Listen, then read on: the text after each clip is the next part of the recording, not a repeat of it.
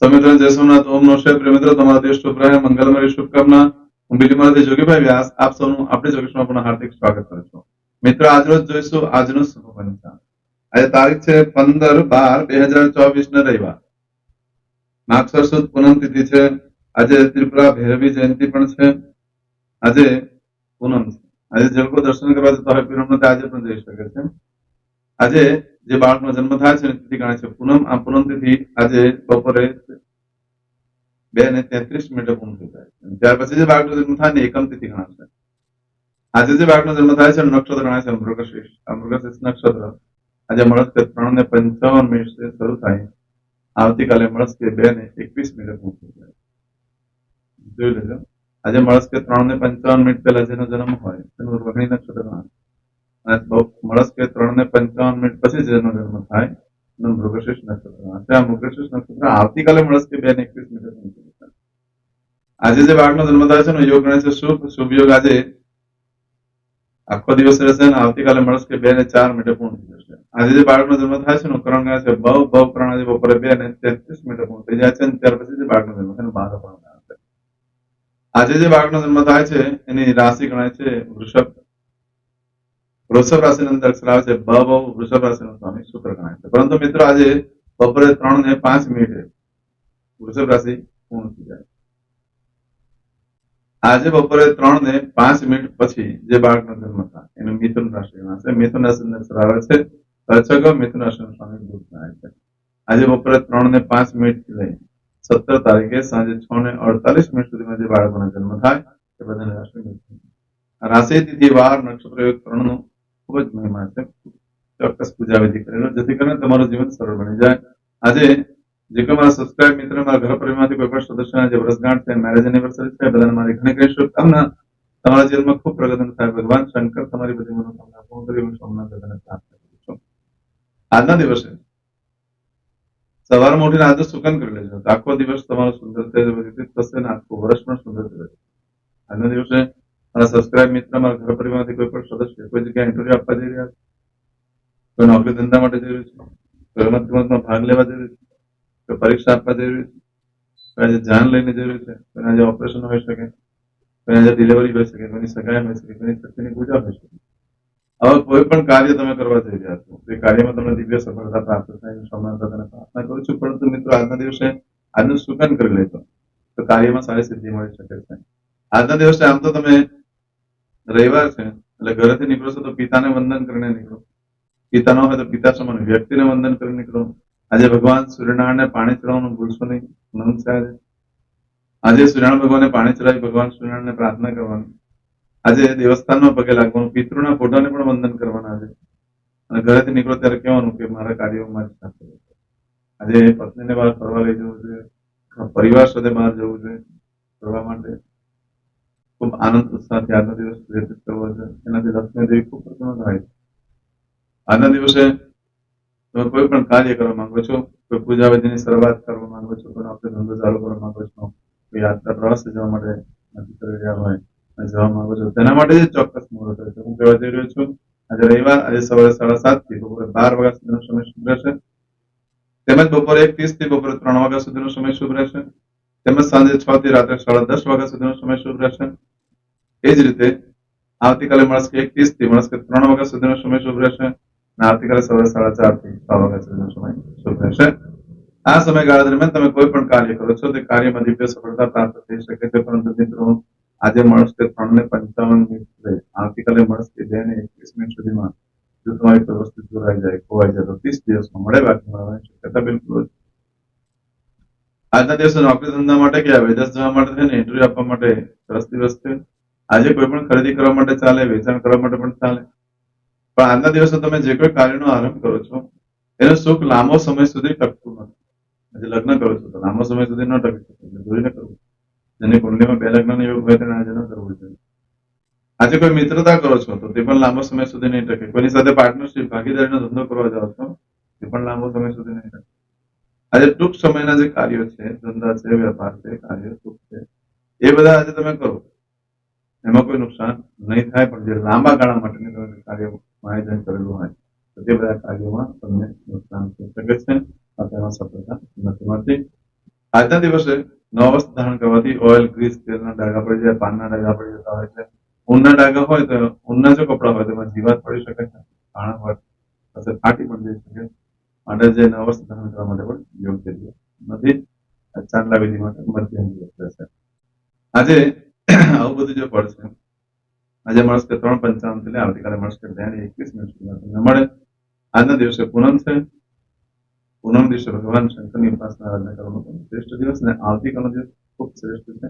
વર્ષમાં એક જ વખત આવે છે આંધ્ર નક્ષત્ર, આમ દર મહિને આવતું હોય છે. માગસર મહિનાનો જે આંધ્ર નક્ષત્ર અલગ જ મહત્વ, પૂજા આરાધના કરવાનું ખૂબ મહત્વ છે. આવતીકાલે ભગવાન શંકરની પૂજા કરવા માટે ચોક્કસ જજો. આજે કરશો આજનો સંકલ્પ. અદ્યતન માસના શોતમ પરમ પવિત્ર માર્ગશીર્ષ માસે શુભ શુક્લ પક્ષ પુણ્યાયામ અંતર્ગત પ્રતિપદાયામ ભાનુવા સર્વિતાયામ. હવે દરેક જણા પોતાનું સાચું નામ બોલી દો. તમારું ગોત્ર ખબર હોય તો ગોત્ર બોલી દેવાનું.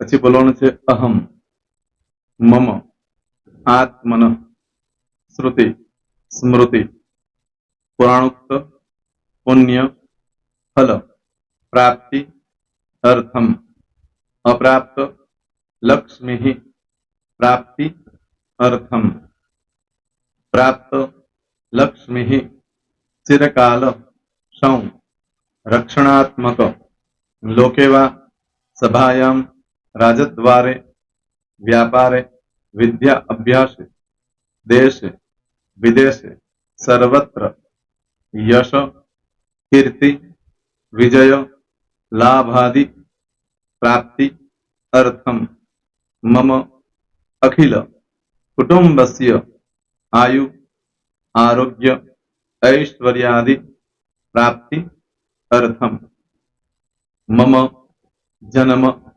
समय, तथा च विप्र, वृंदानाम, जन्म, समय, जन्म, कुंडली, मध्ये, स्थित, ग्रहः, गोचर, ग्रहः, महादशा, अंतर्दशा, प्रत्यंतर्दशा, तथा च योग, युति, दृष्टि, मध्ये, शुभ फल, प्राप्ति, अर्थम, भय, रोग, शत्रु, बाधा, दोष, मारण, तारण, मंत्र, तंत्र, अरिष्ट, दोष, पीड़ा, निवृत्ति, अर्थम, भूत, प्रेत, पिशाचादि द्वारा रचित अरिष्ट दोष निवृत्ति अर्थम मम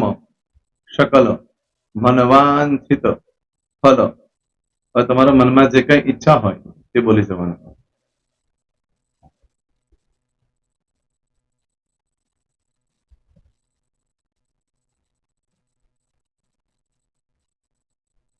બોલવાનું અનુસારત सकल मनवांछित फल प्राप्ति अर्थम. હવે જે બરકતની પૂજા વાળા છે એ લોકો તો આ બધું બોલવાનું જ હોય છે, એ લોકો માટે કોઈ સ્પેશિયલ નથી.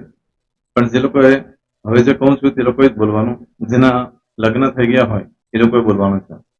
મમ દાંપત્ય જીવન મધ્યે સુખાકારી પ્રાપ્તિ અર્થમ પુત્ર પૌત્રાદિ સંતતિ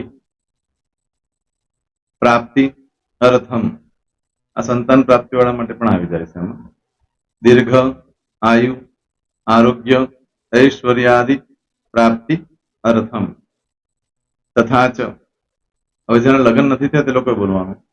મમ જટટી વિવાહ યોગ પ્રાપ્તિ અર્થમ વિવાહ પશ્ચાત દાંપત્ય જીવન મધ્યે સુખાકારી પ્રાપ્તિ અર્થમ.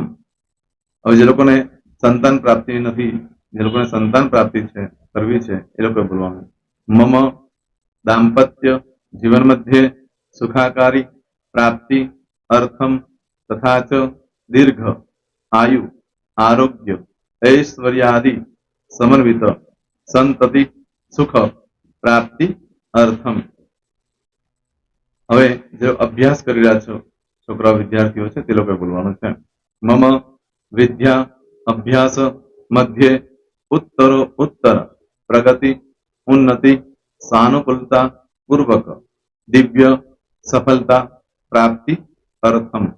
હવે જે લોકો વિદેશમાં જવા માંગતા હોય કે શીપમાં જવા માંગતા હોય, મતલબ ભારત દેશની બહાર જઈને ધંધો વેપાર કરવા માંગતા હોય એ લોકોએ, અથવા વિદેશ જવા માંગતા હોય કાયમ માટે, એ લોકોએ બોલવાનું છે. મમ જટટી વિદેશ ગમન યોગ પ્રાપ્તિ અર્થમ વિદેશ ગમન કાર્ય મધ્યે સાનુકૂળતા પૂર્વક દિવ્ય સફળતા પ્રાપ્તિ અર્થમ. આરોગ્ય વાળા બોલવાનું છે, જેને આરોગ્યની પૂજા આપેલી હોય એ લોકોએ. એમ તો દરેક જણા જ બોલવાનું છે. બોલો મમ આયુ આરોગ્ય ઐશ્વર્યાદિ પ્રાપ્તિ અર્થમ.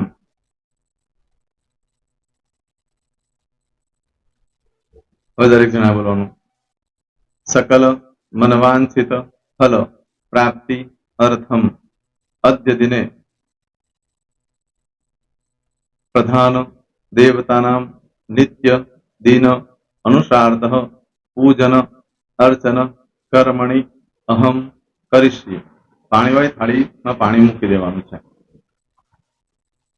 હવે તમારી બધી પૂજા જે મેં આપેલી છે એ પૂજા થઈ જાય, અથવા તો તમે રોજ પૂજા કરતા છો, મારી પાસેથી નથી લઈ ગયા, એ પૂજા થઈ જાય પછી ફરી પાછી ચમચીમાં પાણી લેવાનું. અહીંયા વિડીયોને સ્ટોપ કરી દેવાનું.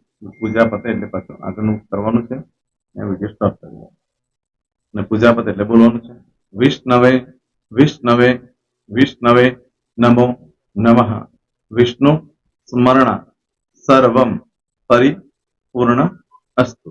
એતાની ગંધ પુષ્પ ધૂપ દીપ નૈવેદ્ય તાંબૂલ દક્ષિણા પ્રદક્ષિણા સહિત પ્રણુ મમ સકલ મનવાંછિત ફલ પ્રાપ્તિ અર્થમ પૂજન અર્ચન પ્રિયદાન ન મમ. પાણી મૂકી દેવાનું, પાછું પાણી લેવાનું. પૂજન અર્ચન બ્રહ્માર્પણમસ્તુ. નીચે જમીન પર પાણી મૂકો, એમાં આંગળી ઘસી કપાળમાં તિલક કરી દો. કપાળમાં જમીન પર પાણી મૂક્યું છે એમાં. ત્યાર પછી ભગવાનને કહેવાનું કે હે પ્રભુ, આજે પૂજા કરતા કોઈ પણ પ્રકારની ભૂલચૂક થઈ ગઈ હોય તો અમને ક્ષમા કરજો. અમે તમારા બાળક છીએ. પ્રભુ, તમારો ખૂબ આભાર માનું છું. આજે મારી પાસે તમારી પૂજા કરાવી, મારી મનોકામના પૂર્ણ કરી. પ્રાર્થના કરી દો. જગ્યા પરથી ઉભા થઈ શ્રીનારાયણ ભગવાનને પાણી ચડાવી દો અને નિત્ય કર્મ જે કરતા હોય તે કરો. જય શ્રી. તમારો દિવસ શુભ રહે. તમે અને તમારો પરિવાર સુખી રહે, સંપન્ન રહે, સુરક્ષિત રહે, એ ભગવાન સોમનાથ દાદાને પ્રાર્થના. તો મિત્રો, તમે મારા વિડીયોને લાઈક ના આપી હોય તો સૌથી પહેલા લાઈક આપી દો. અને ત્યાર પછી જો તમે મારી આ ચેનલ સબસ્ક્રાઇબ ન કરી હોય તો સૌથી પહેલા સબસ્ક્રાઇબ કરી લો અને બેલ આઇકોન ઓલ પર ક્લિક કરવાનું ભૂલશો નહીં, જેથી કરીને સૌથી પહેલા નવી વિડીયો જે કંઈ મૂકું એ તમને મળે. મિત્રો, કંઈ પણ મૂંઝવણ હોય તો મને આ નંબર પર તમે ફોન કરીને પૂછી શકો છો. મારો મોબાઈલ નંબર છે 9825546459. મિત્રો, કોમેન્ટ્સમાં જય સોમનાથ લખવાનું ભૂલશો નહીં. ફરી પાછા નવા વિડીયો સાથે મળીએ. ત્યાં સુધી સૌને જય સોમનાથ.